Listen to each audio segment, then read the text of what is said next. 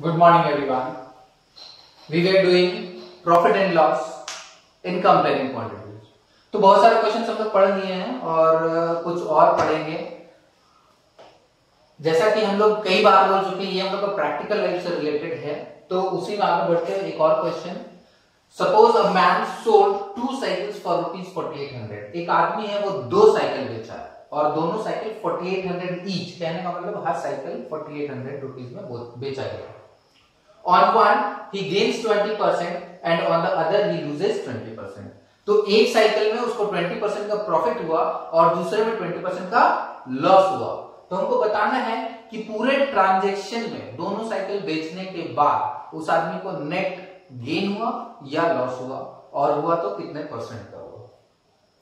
तो यहां पर जैसा कि बोला गया 2 साइकिल है और दोनों साइकिल 4800 में बेचा गया, 4800 ईच, यानी हर साइकिल 4800 में बेचा गया।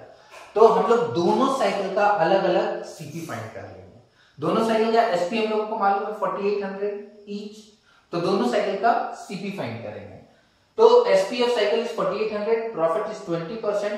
तो using the formula of CP हम लोग यहां पर वैल्यू सब्स्टिट्यूट किए और सीपी मिला ₹4000। ठीक है, इसको हम लोग नाम दिए CP1। क्यों CP1 दिए? क्योंकि मान लेते हैं कि ये पहला साइकिल का सीपी है। हम लोग एक्चुअली डिफरेंशिएट करने के लिए 1 और 2 कर रहे हैं। तो ये पहला साइकिल बेचा जो 4800 में, उसका सीपी था 4000। सिमिलरली हम लोग सेकंड साइकिल का भी फाइंड आउट कर लेते हैं।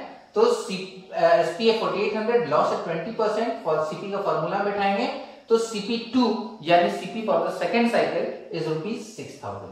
तो यहां पर देखिए आपको पहला साइकिल का सीपी पता है और दूसरे साइकिल का भी सीपी मालूम है, यानी दोनों साइकिल कितने में खरीदा गया था ये हम लोगों को मालूम है। तो टोटल सीपी मतलब दोनों साइकिल मिलाकर कितना पैसा लगा था उस आदमी को खरीदने में। तो total CP 6000 plus 4000 that is 10000। और दोनों को बेचा कितना में गया? टोटल एसपी 4800 टू, क्योंकि एक साइकिल 4800 में बेचा गया था, तो 2 साइकिल 4800 इंटू 2 दैट इज 9600। तो इस तरह से हम लोग को टोटल सीपी मालूम चल गया, टोटल एसपी मालूम चल गया। तो अब आप लोग देख सकते हैं कि सीपी 10000 है और एसपी 9600 है, यानी CP is greater than SP.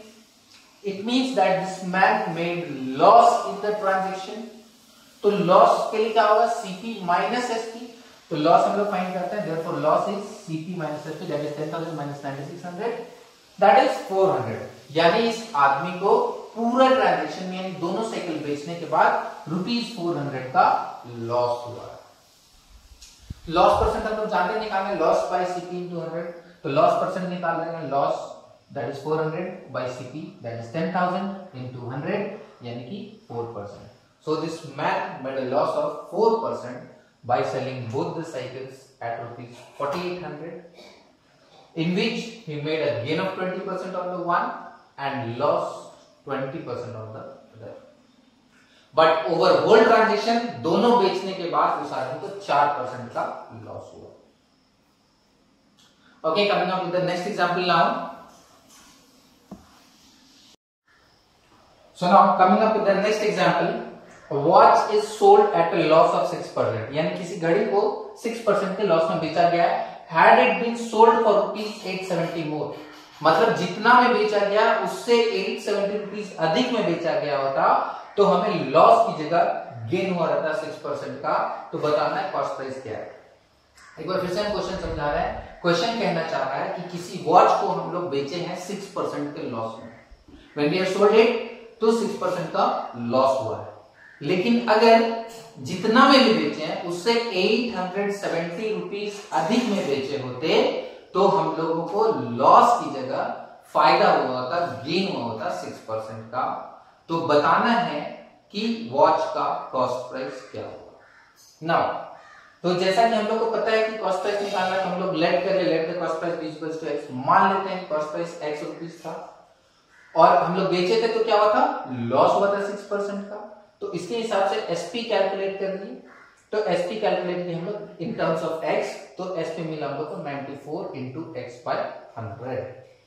इसको हम लोग नाम दिए SP1, इसलिए क्योंकि हम लोग जो बेचे हैं वो प्राइस है, लेकिन अगर 870 मोर में बेचे होते तो उसको हम लोग SP2 मान लेंगे उसका नाम। तो 870 रुपीज अधिक में बेचे होते तो 6% का प्रॉफिट होता। तो मान लेते हैं हम SP1 वाले प्राइस में ना बेचकर उसको 6% प्रॉफिट में बेचेंगे, तो क्या होगा, CP तो वही रहेगा लेकिन लॉस की जगह प्रॉफिट आ जाएगा।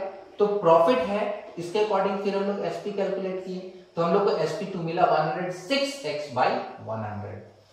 तो SP2 भी मिल गया।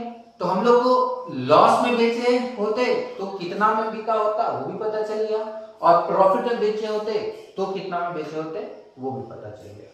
अब एक सीधी सी बात है कि क्वेश्चन बोल रहा है कि इसको 6% लॉस में न बेचकर 6% प्रॉफिट में बेचे होते तो हमको कस्टमर से 870 रुपीज और लेना पड़ता, यानी कि लॉस वाले SP में 870 ऐड कर देंगे तो प्रॉफिट वाला SP मिल जाएगा। तो this is your equation according to the question. SP1 में 870 ऐड किए, वी गॉट SP2। अब इसको हम लोग सॉल्व कर देंगे, तो सॉल्व करेंगे तो सॉल्व करते हुए हम लोगों को मिला यहाँ पर 12x/100 = 870। सॉल्व करेंगे, will get the value of x as 7250, यानी कि cost price of the watch is ₹7,250। In this way we can solve these kind of questions।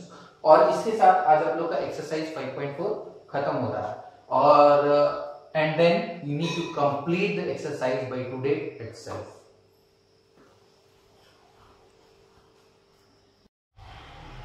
So now it's time for work for the day। So today's homework is exercise 5.4 question number 10, 11 and 12। So you will be solving question 10, 11 and 12, जिसमें कि हम लोग 11 और 12 already discuss कर चुके हैं class में।